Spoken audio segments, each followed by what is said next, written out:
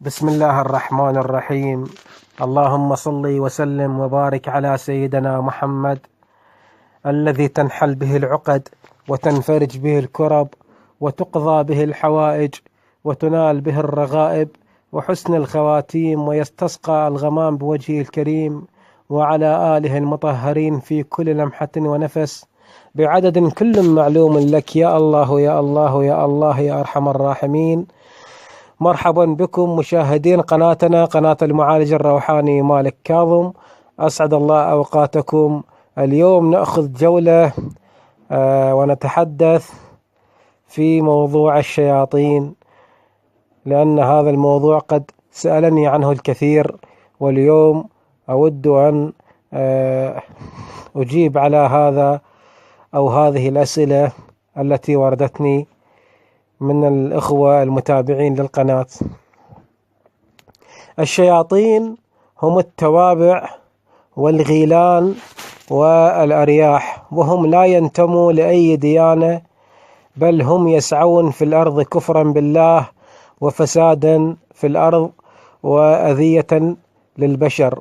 الشياطين هم قصار القامة، لا يتعدى طولهم 40 سنتيمتر، عيونه بشكل عامودي، لونه بلون الدخان، يتحرك مثل الزئبق، ضعيف جدا، ضعيف البنية جدا، يلبس الأسود، شكله مرعب جدا في البيوت، أكثر دخولهم وخروجهم من ركن وزوايا البيت، وهم أقوام لكل منهم صنف واسم وطبيعة، وهم قبائل كثيرة جدا، ولكل منهم مكان يعيش فيه، ولكن يبقى ولاؤهم واحد لإبليس عليه اللعنة. وبعضهم من عليه القرون في رأسه، وبعضهم لا، بل إذانه طويلة جدا، وهم أشكال مختلفة، لكن العيون لا تتغير، تبقى العيون هي بشكل عامودي. أما التوابع هي أنثى طويلة ضعيفة، تلبس ثياب سود، ووجهها لا ينكشف، مرعبة النظرة، تسقط الأطفال وتزرع الأمراض في الأرحام والدماغ والمفاصل، وتضرب الحامل على بطنها وظهرها، وتأتيها في المنام وتهددها بأن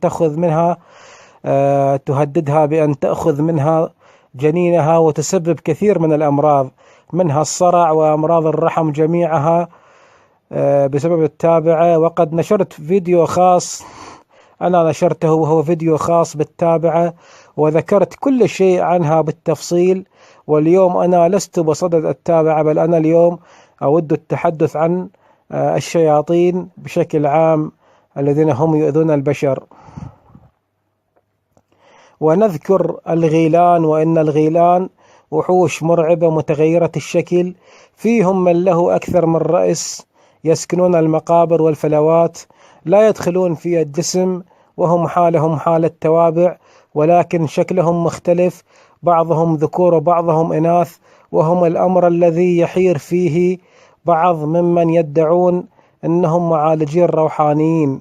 فحين يسمع من البنت المريضة أنها تشعر في المنام من يبادلها الفراش ويتحسس محارمها بالشهوة، فيقول لها المعالج عندك المس العاشق، يقول لها عندك المس العاشق، وأنا أقول هذا ليس عاشق، إنما هذه غولة، وهي تشبه التابعة، لا تتلبس في جسد المرأة، إنما تسبب التشوه في الأطفال، وتسبب نقص في عنصر الحديد الذي في دم المرأة، وأحيانا تتسبب في زيادة الحديد وعدم انتظامه بشكل طبيعي.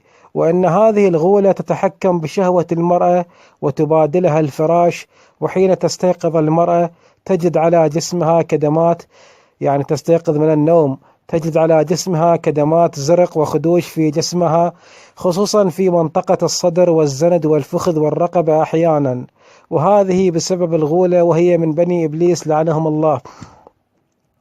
جميعهم أتباع إبليس، هؤلاء هم الشياطين، أعاذنا الله وإياكم من همزات الشياطين. الريح لقد تحدثت عنها في فيديو خاص، ووضحت عنه كل شيء بالتفصيل، وهو نفخة من التابعة في جسم الإنسان.